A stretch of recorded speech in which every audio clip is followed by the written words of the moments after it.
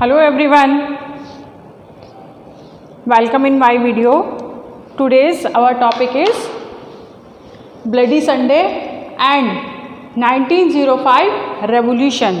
इससे previous video में हमने देखा था 1905 के रेवोल्यूशन होने की जो सिचुएशन थी वो क्रिएट होने लगी थी, एक रेवोल्यूशन लाने की जो तैयारी थी जिसको हम कह सकते हैं वो होने लगी थी। कैसे होने लगी थी कि जो ज़ार निकोलस सेकेंड था वो एक ऑटोक्रेटिक उसका रूल चल रहा था, उसके साथ साथ जो इकोनॉमिक कंडीशन थी वर्कर की वो ख़राब हो गई थी। कैसे ख़राब हो गई थी कि जो उनकी वेजेस थी वो डिक्रीज़ हो गए थे और वेजेस के साथ साथ जो बेसिक नीड्स थी या बेसिक गुड्स थे उनके जो प्राइस थे वो इंक्रीज़ हो गए थे और उसके साथ साथ जो वर्कर्स थे वो अपनी एक अलग एसोसिएशन को ज्वाइन करने लगे थे ताकि वो अपने डिमांड्स को पूरा करवा सकें। तो एक सिचुएशन क्रिएट हो रही थी किसी भी रेवोल्यूशन को लाने के लिए। वहीं का एक इंसिडेंट है ब्लडी संडे। इसको ब्लडी संडे क्यों कहा जाता है और इसमें ऐसा क्या हुआ कि हम इस इंसिडेंट को पढ़ रहे हैं। तो let's start. During the turbulent time, turbulent time हमने पढ़ा था कि जो टर्बुलेंट टाइम का मतलब कि बहुत मुश्किलों का सामना कर रहे थे लोग, बहुत मुश्किल में थे या फिर वो बहुत turbulent time when the change was demanded. वो एक ऐसा टर्बुलेंट टाइम था जब लोगों की डिमांड इंक्रीज हो रही थी। किस चीज़ की डिमांड इंक्रीज हो रही थी? चेंज लाने की। वो चेंज लाना चाहते थे, किसी भी तरह का चेंज किस तरह का था कि जो उनकी सिचुएशन थी उसको इम्प्रूव किया जाए, सोशलिज्म लाया जाए। अब इसके लिए इस जो सेंट पीटर वर्क्स में आयरन वर्क्स थी वहाँ पर 4 मेंबर्स को या 4 वर्कर को डिसमिस कर दिया गया था, काम से निकाल दिया गया था। तो वहाँ पर हमने देखा था कि जो 10,000 पीपल थे या वर्कर्स थे वो स्ट्राइक पर चले गए थे। तो वहीं से जो स्ट्राइक हुई या उन वर्कर्स को सेंट पीटर वर्क से निकाला गया, तो ये जो रेवोल्यूशन है ये वहीं से उसकी स्टार्टिंग हो गई थी। एक रेवोल्यूशन वहीं से आने लगा था। तो procession of worker lead by father Gapon reach the winter palace. तो एक प्रोसेशन निकाला। प्रोसेशन मतलब कि वो अपनी मांगों को लेकर अपनी मांग मनवाना चाहते थे, उसके लिए उन्होंने एक जुलूस निकाला या फिर एक मूवमेंट शुरू किया लीड बाय द फादर गेपन। जिसको लीड कौन कर रहे थे? फादर गेपन। वो उसके लीडर बने हुए थे, उनको लीड कर रहे थे वर्कर्स को। तो कहाँ पहुँचे वो? Winter palace. विंटर पैलेस क्या है? जहाँ पर निकोलस जार रहा करते थे, जहाँ पर राजा रहा करते थे वो था विंटर पैलेस। तो विंटर पैलेस की तरफ वो प्रोसेशन कर रहे थे, वो एक मार्च निकाल रहे थे, वो आराम से जा रहे थे कहाँ पर? उनसे अपनी मांग मनवाने के लिए। तो क्या हुआ होगा वहाँ पर? जो ज़ार निकोलस हैं उनके सामने वो पहुँचे, उन्होंने अपनी मांग रखी कि हमारी ये मांगे हैं, ये हमारी डिमांड्स हैं और आप इनको पूरी कर दीजिए। तो क्या उसने पूरी कर दी होंगी कि कोई बात नहीं तुम्हारी डिमांड्स हैं पूरी कर देते हैं? ऐसा हुआ होगा? नहीं हुआ होगा। क्यों नहीं हुआ होगा? कि हमने पहले ही पढ़ा था कि जो ज़ार निकोलस थे वो एक बहुत ही ऑटोक्रेटिक रूलर थे, निरंकुश शासक थे। तो क्या हुआ कि उन्होंने जब वो वहाँ पर पहुँचे तो राजा ने क्या किया? They were attacked by police and Cossacks. क्या हुआ? सॉरी, जो वो प्रोसेशन था, the procession was attacked by police. जो राजा की पुलिस थी और कॉसेक्स का मतलब होता है जो उसकी निजी पुलिस थी। पुलिस और जो राजा की अपनी निजी पुलिस थी उसने अटैक कर दिया। किस पर अटैक किया?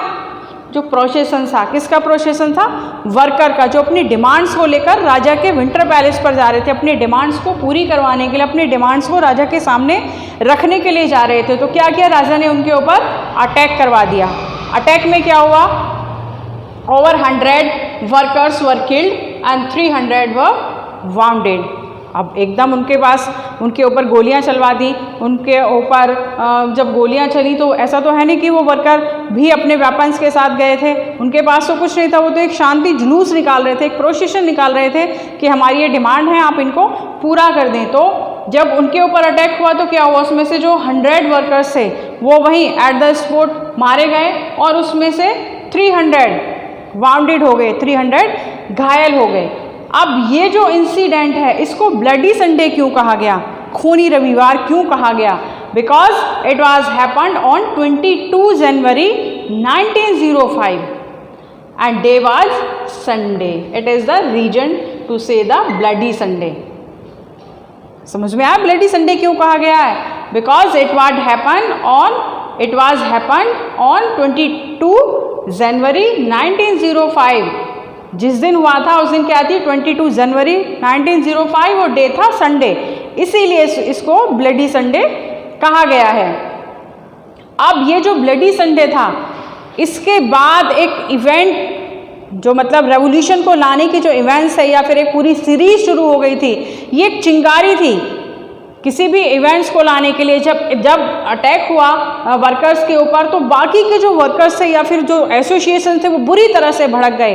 अब भड़कने के बाद क्या हुआ, bloody Sunday started the series of event. किस तरह की सीरीज शुरू हो गई, रेवोल्यूशन की।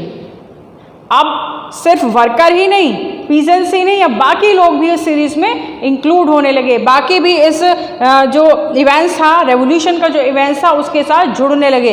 ये जो ब्लडी संडे हुआ था, इससे वो लोग बहुत ज़्यादा गुस्से में भर गए और अपना गुस्सा दिखाने के लिए उन्होंने आगे की जो सीरीज थी, इवेंट्स थी रेवोल्यूशन की, वो शुरू कर दी। कैसे, strike all over the country. पहले हमने पढ़ा था जो स्ट्राइक्स थी वो कहाँ थी, सेंट पीटर्सबर्ग में हुई थी स्ट्राइक, जब वर्कर्स को निकाल दिया गया था जॉब से, आयरन वर्क से निकाल दिया गया था, तब वहाँ पर स्ट्राइक हुई थी। अब क्या है, अब ऑल ओवर द कंट्री, पूरी कंट्री में स्ट्राइक्स होने लगी थी। क्यों, क्योंकि ये जो इंसिडेंट था ब्लडी संडे, ये पूरी कंट्री में इवेंट फैल चुका था, पता लग चुका था, और पूरे के पूरे लोग, कंट्री के लोग अब इससे गुस्से में भरे हुए थे। यूनिवर्सिटीज़ वर क्लोज डाउन, जो यूनिवर्सिटीज़ थी वो भी क्लोज कर दी गई। अब यहाँ पर क्वेश्चन ये है कि ये वर्कर के साथ ये हुआ था, तो वर्कर स्ट्राइक पर चले गए थे। अब ये यूनिवर्सिटीज़, स्कूल्स, ये सब क्यों बंद कर दिए गए, क्यों कर दिए गए, क्यों, इनका ये जो बाकी के लोग थे, इनका कहना था कि सिर्फ ऐसा नहीं कि वर्कर के साथ ही ऐसा कुछ हो रहा है, we all are suffering from lack of civil liberties, कि हमारे पास किसी भी तरह की कोई नागरिक स्वतंत्रता नहीं है, सिविल लिबर्टी नहीं है। तो ये सब लोग भी इनके सपोर्ट में आ गए, वर्कर्स के सपोर्ट में आ गए। Lawyers, doctors, engineers and middle class also, ये सब क्या हुए, ये सब इनके सपोर्ट में निकल पड़े और ये भी इनके सपोर्ट करने के लिए स्ट्राइक इन्होंने कर दिया। And worker all started demanding constitution, और जो वर्कर थे, अब सिर्फ वर्कर ही नहीं, वर्कर के साथ साथ जो कंट्री के बाकी लोग थे, उन्होंने भी अपनी डिमांड को तेज़ कर दिया। उनकी भी जो डिमांड थी, अब वो और तेज़ी से अपनी डिमांड्स को पूरा कराने लगे। अब उनकी जो पावर थी वो बढ़ती जा रही थी, अब जो उनके ग्रुप थे उनकी पावर बढ़ती जा रही थी, अब उनके नंबर्स बढ़ते जा रहे थे कि ज़्यादा से ज़्यादा लोग उनके साथ मिलते जा रहे थे। तो उन्होंने अपनी डिमांड्स तेज़ कर दी, अपने डिमांड्स को बढ़ाने लगे। इसके साथ साथ उन सब ने मिलकर एक कॉन्स्टिट्यूशन की डिमांड की कि हमारा एक कॉन्स्टिट्यूशन फॉर्म होना चाहिए। कॉन्स्टिट्यूशन का मतलब है कि उनको लिबर्टीज़ मिल जाएंगी, उनको लिबर्टी मिल जाएंगी, उनको राइट्स मिल जाएंगे। तो this is all about this bloody Sunday, कि ब्लडी संडे का इवेंट्स क्या था, क्यों हुआ, कितने लोग उसमें मारे गए, और ब्लडी संडे इसको क्यों कहा गया, because it was happened on Sunday, so it is called the bloody Sunday. तो मिलते हैं एक दूसरे नए वीडियो में एक और इंटरेस्टिंग टॉपिक के साथ। बिल्कुल यहाँ से एक पूरा क्वेश्चन इसका बनता है, सेपरेट क्वेश्चन बनता है, what do you know about the bloody Sunday. तो मिलते हैं नए वीडियो में एक नए टॉपिक के साथ। Till then, good bye, take care.